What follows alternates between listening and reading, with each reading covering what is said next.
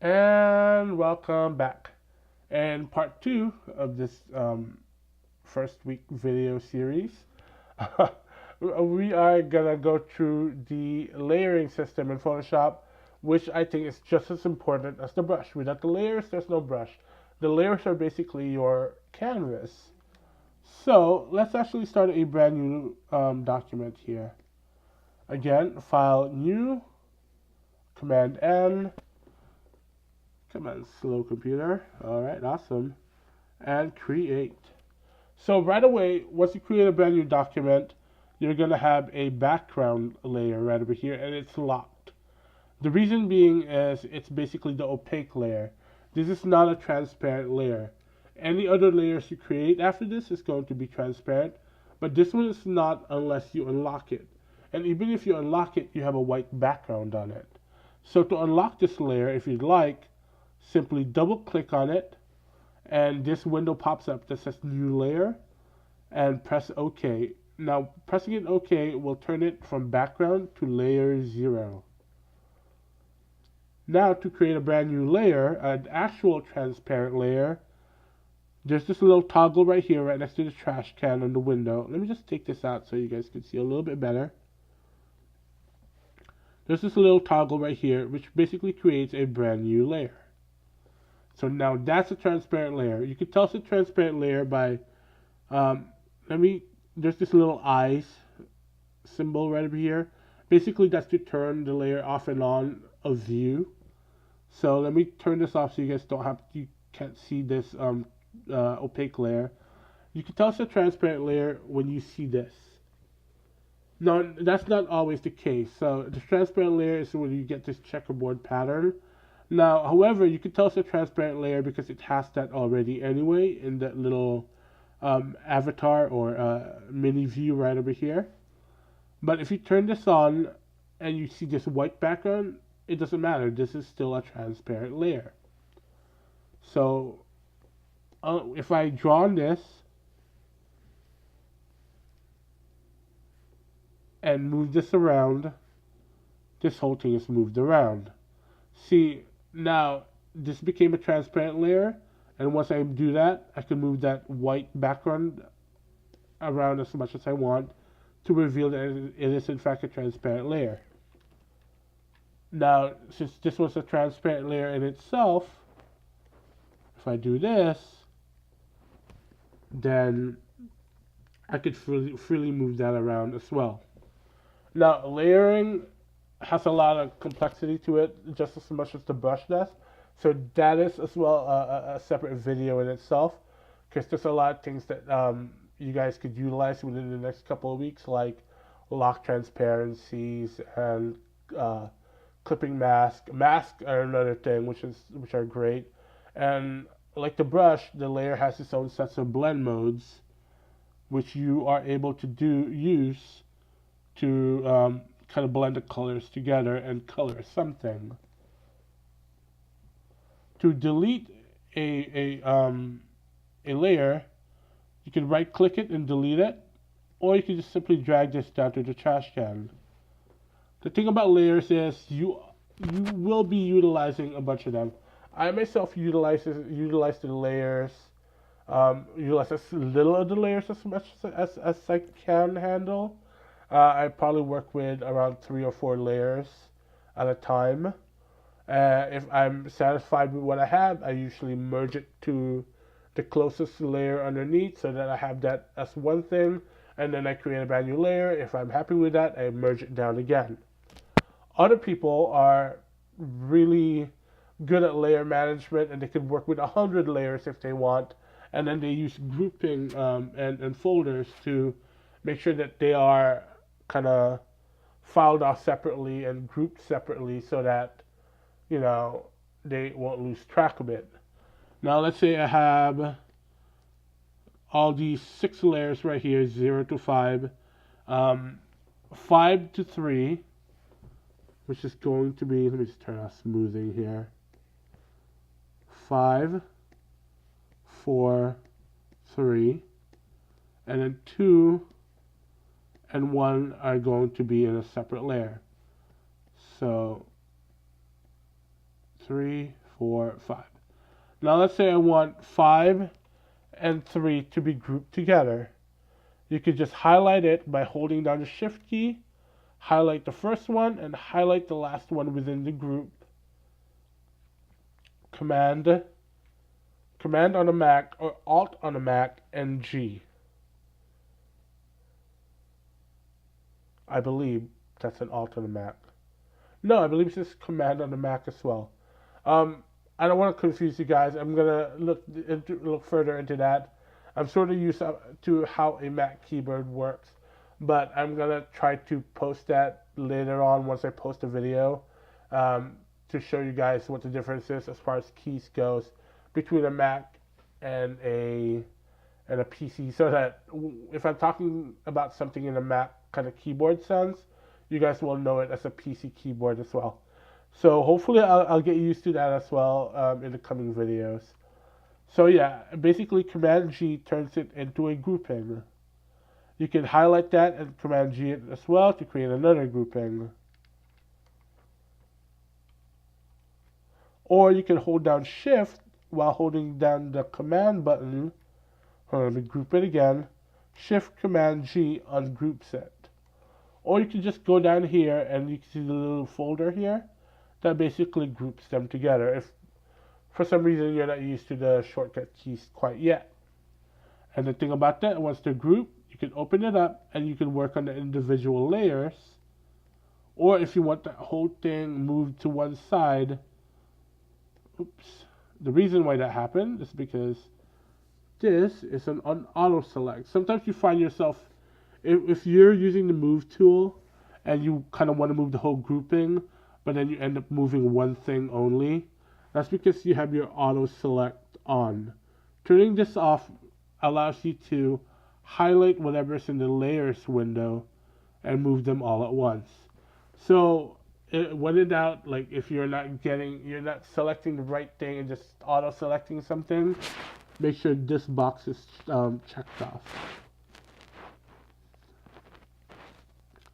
Now the great thing about group, you could just, if you say I don't want them a group anymore, I want to merge them all into one thing, Command E will merge them into one brand new layer. You can also Command E to merge this top layer down to the next one, and then to the next one, and then to the next one. Now, if you made a mistake, let's say you don't wanna merge it, Command Z. You know, it's pretty standard with everything, Command Z. However, Shift Command Z, Options Command Z, allows you to go back in time a bunch more times based on how much you set it in your preferences. Like under Preference, Photoshop Preferences, you could set it to where you could go back in history 50 times or 10 times. So it depends on how your computer is set up and how your program is set up and what your computer can handle.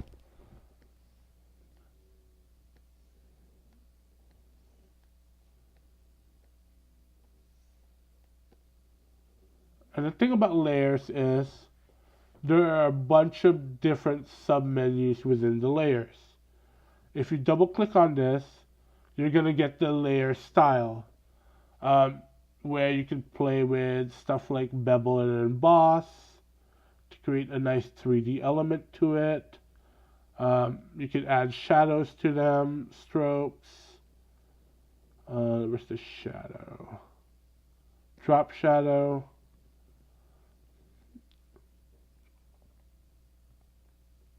Create a shadow element to it. But I almost see that similarly to how you use filters in Photoshop. In Photoshop, in the menu bar is under filter. Then you can mess with stuff like, actually it shows up differently here. Here you go. So it's now in a brand new window. You know, you could turn it into a film grain, a fresco, cutout. Like different type of filters to create some kind of look to it. However, for this class, I really want you guys to rely on the actual painting of it. Instead of taking a photo and then adding a filter to it, I'm not saying that that has no use for it, but for this class, I really want you to start from scratch and draw it yourself, paint it yourself, and create the texture um, yourself, basically. I just want you guys to really rely on your skill and knowledge and your resourcefulness rather than having to rely too much on the shortcut filters and even the layer styles here. Use the program to uh, create something out of nothing rather than kind of beating it to the end and adding some kind of flat filter to it. I mean, filters are kind of cool too, but at the end of the day, just overlays it, generally overlays it without the thought of putting the filter in certain places. So you're just going to get a general flat filter rather than a really dynamic one that you actually added yourself. So let's see if we could find an illustration here so that I can show you guys how I typically work. Give me 1 second. Okay, so here's, I have two samples here of portraits I did a couple of years ago. Unfortunately, as I mentioned earlier, I tend to work with a few layers. So I really want to show you guys my workflow here, but I compressed them so much into itsy bitsy bits of layers that I'm just gonna have to quickly explain through them. So basically, I start out with the sketch itself. Again, the opacity's on here. I'm just getting the general look of Miss Taylor Swift over here. And then after that, I'm starting to use the blend modes, which is this one right here. The color blend modes to add colors to the black and white image. And, there's a bunch of different ways you could color in Photoshop. You could start out with a black and white image, get as much of the major details in there, and then use the color blend modes to add color on top of it.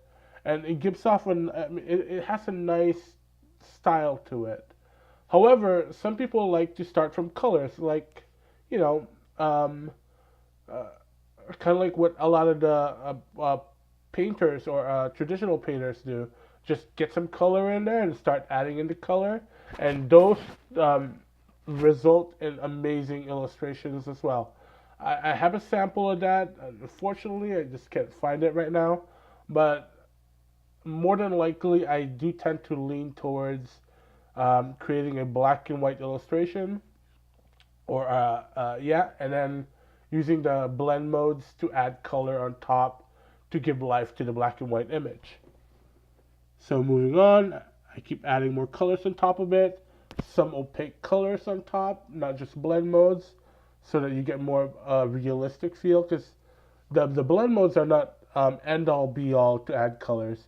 You still have to paint opaque colors on top of it and blend it on top to really merge everything together to create illustrations. And then finally, what I basically ended up was this. And you see those awesome light effects here. That's using a lot of the blend modes, using simple colors. I do, however, have a sample of Audrey Hepburn here that has less compressed stuff. So let's go through this really quickly. Start out, this is basically around 3 hours of just me sketching and drawing and adding in the major detail. And then I kind of flatten it out just so that I could, you know, see it in a different light and see it another way rather than settling from the very beginning. Then now I start adding in the light again. I kind of start smoothing everything out. At this point, you notice that I kind of use the transformation tools because looking at my references, and I failed to mention this earlier, references are awesome. I'm not saying go out and take a photo and trace over it. That's definitely a no-no. You don't really learn from that. I say take a bunch of different references, in this case Audrey Hepburn, It could be colored, black and white, whatever. Get to know your subject, even if it's environment or a portrait, or if you're doing like some kind of creature or alien design. Let's say I'm doing an alien design, and I want it to be some kind of a slimy slug-like creature. I'll throw a slug in there, different type of snails, maybe some kind of reptile to give it a little bit of a look and a little bit of a pattern and a color. So take those references and create something out of it. So yeah, references are great. References are key. Don't be afraid to use them. Don't feel like you're cheating because of it, unless you're actually like taking it and just tracing over it. Then that's definitely a no. Just references should be something that elevates your work and helps you translate it into a brand new illustration. So yeah, here going back to this, I used the transform tool because in the reference that I had, I noticed that maybe I made her face a little bit too wide. So I used the transformation tools to kind of make her face a little bit slimmer. And then I moved back in there because once I looked at the other references, I'm like, okay, maybe I made a mistake. Let me widen it just a smidge more because I've gotten too far making it a little bit too slim. Here I start adding a bits of color in there using the blend modes. And here some more transformations going on just so that I could get her likeness just a little bit more. And here just a little bump of color. Contrast are something to keep in mind is always your contrast, your values. This is something I actually repeat every single semester. Before you say, okay, this is done, play around with your values via the levels tool or the brightness and contrast, and you're just gonna see how much more rich those blacks and those bright whites are going to be in there, and how much more dynamic it's going to be. So play around with your values, bump it up if you need it, to get rid of that middle grayish tone that's in a lot of the illustrations. And then I added this purple kind of staticky layer just to give it a little bit more hint of color in there. And that's basically it. So, I mean, you could go as intricate or as quick as you can. I don't often work like this. More than likely, I tend to draw really simple illustrations like this. I really love simple illustration, merging something more rendered like this with something really flat. Like, you know, the main focus is her face, so I made that into a fully rendered illustration. However, I still want to give a little bit of, you know, design to her shirt, even though it's kind of flat, by making it, you know, a little bit more interesting with the color in the background. Another one I have is, let me see if I can find it. It's this little unicorn right over here. You know, I'm in the children's book field. I love the whole realistic portrait stuff, but my bread and butter is the really cute, adorable illustrations. You know, and you know, I make cards out of them, T-shirts, and you know, people kind of see that, hire me to do stuff. So you have to find your niche as well. I'm not trying to steer you one way or another as far as this class goes in what style you guys want to work with. If you guys want to be a little bit more cutesy, awesome. If you guys want to be a little bit more, add a little bit more horror element to it or whatever, it's totally up to you guys. The style is up to you. However, for this class, I mean, kind of turning it upside down from what I just mentioned, I really want you guys to learn the basics of the rendering. I'm a huge proponent of that whole learn the rules before you break them. So I really want you guys to learn how to render something kind of like the Taylor Swift one over here, so that you just get the feel of it and get used to how the brush works and get used to how all the elements within Photoshop kind of work with each other. before you go do something a little bit simpler like this. Um, Again, these are amazing. I'm a huge fan of this, but I really want you guys to strive for something a little bit more rendered, a little bit more finished, so that you really get a gist of what the digital program can really do and what you can do, and train your a little bit of muscle memory in there, so that if a job lines up and you can only do one thing, then that's that's totally a bit of missed opportunity there. So learn the different facets of art, so that if somebody tries to hire somebody going, I really want a portrait, a really rendered portrait, I'll pay you $1,000. You'll go, yeah, well, I could do that. So at least have that in your skill set, so that you never know where your opportunity comes in. So yeah, that's basically the basics of Photoshop, as well as some ramblings added into the end of it there. Hopefully it's of use to you guys, especially for those of you guys who are just starting out. Again, sorry about my cold.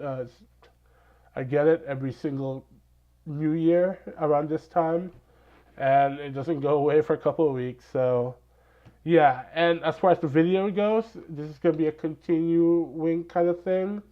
I'm going to post a bunch more videos in the future on the brushes, like I mentioned, the layers. I'm going to do a couple of demos. If you guys have something in mind, if you guys have a question of how to do something, feel free to let me know so I could add that into the videos and get those answered in through video instead of me typing all the time, so that you guys can see it firsthand of how it works. So yeah, 2019, brand new year. Hopefully you guys have fun in the classes. Again, I'm teaching a bunch of different classes this semester, as well as a workshop, but all of them kind of intertwined with the same rules, and the same lesson plans, and so on. So I'm kind of glad that I get to share video from one class with every single one of you guys. So yeah, that's basically it. If you have any questions or concerns, please feel free to let me know. Comment on my instructor's office. You could email me as well, but I'd rather you guys do it in the instructor's office so that I can address it and have everybody see it. However, if it's something personal, definitely message me privately. But yeah, instructor's office, flag me if you have a question in one of the assignment topics, or flag or tag me. So that's basically it. Yeah, from the rambling. Hopefully you guys have a wonderful week, and I'll see you in the next video.